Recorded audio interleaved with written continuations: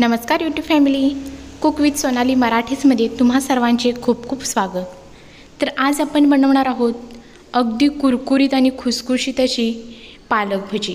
तुम्ही इथे ही भजी पाहू शकता, काय सुरेख भजी दिसत आहेत। चवीला तर अप्रतिम लागतात आणि एकदम कुरकुरीत होतात। तुम्ही जर ही स्टेप फॉलो करून जर ही भजी केली तर तुम्हाला नक्की आवडतील। तुम्ही याचा इथे आवाज ऐकू शकता, काय कुरकुरीत भजी बनली गेलेली आहे आणि एकदम क्रिस्पी लागतात। चवीला तर खरंच भन्नाट लागतात। रेसिपी संपूर्ण टिप्ससह मी तुमच्यासोबत इथे शेअर केलेली आहे, तर व्हिडिओ कुठेही स्किप न करता संपूर्ण रेसिपी तुम्ही इथे पहा। चला तर रेसिपीला सुरुवात करूया। एका बाउलमध्ये इथे मी पाऊण वाटी बेसन घेतलेला आहे। ही वाटी मी आपण जे रेग्युलर आमटीसाठी वापरतो तीच घेतली। एक छोटी वाटी इथे मी तांदळाचे पीठ घेतलेलं आहे।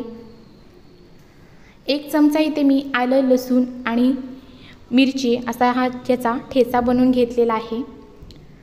आता याच्यामध्ये एक अर्धा चमचा ओवा हातावर असा थोडासा कुस्करून याच्यामध्ये घालायचा आहे। त्याचबरोबर आता याच्यामध्ये घालायचा आहे एक छोटा बटाटा, मी ह्याचं साल काढून खिसून घेतला आहे। याच्यामुळे काय होतं की आपले जे भजी असतात ती छान कुरकुरीत बनतात। त्याचबरोबर एक छोटा कांदा उभा कट करून घेतला आहे, तोही याच्यामध्ये घालायचा आहे। आता याच्यामध्ये घालायचं आहे चवीनुसार लाल तिखट, अगदी चिमूटभर हळद, चवीनुसार मीठ। आता याच्यामध्ये आपण इथे पालक स्वच्छ धुवून नंतर ती कट करून घेतले ती घालायची।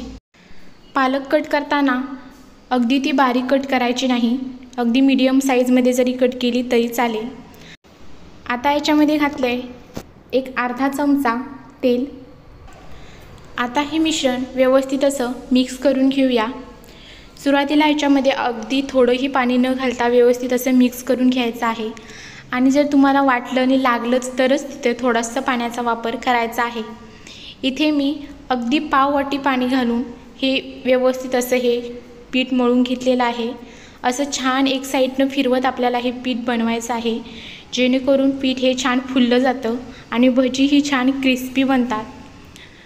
तर बघा, या पद्धतीने आपल्याला हे पीठ मळून घ्यायचं आहे। गॅसवरती छान कडकडीत तेल गरम करून घेतलं आहे। आता आपण ह्याच्यामध्ये भजी सोडून घेऊया। छान तेल गरम झाल्यानंतर गॅसची फ्लेम ही लो ठेवायची आहे आणि नंतरच आपल्याला ही भजी तळायची आहे। कारण भजी तळताना मोठ्या गॅसवर जर आपण तळली तर ती वरून अशी करपतात आणि आतून अशी व्यवस्थित भाजली जात नाहीत। त्यामुळे या पद्धतीमध्ये अगदी छान कुरकुरीत भजी होण्यासाठी मंद गॅसवरच आपल्याला ही भजी तळून घ्यायची आहे। तर तुम्ही इथे पाहू शकता, काय सुरेख ही भजी दिसत आहे। जे पालक खात नाहीत अशांना जर तुम्ही या पद्धतीची भजी करून घातला तर ती आवडीने खातील, अगदी 100% गॅरंटी आहे। तर तुम्ही इथे पाहू शकता व्यवस्थित अशी ही भजी तळून झाले। तर आता आपण ही भजी बाजूला काढून घेऊया।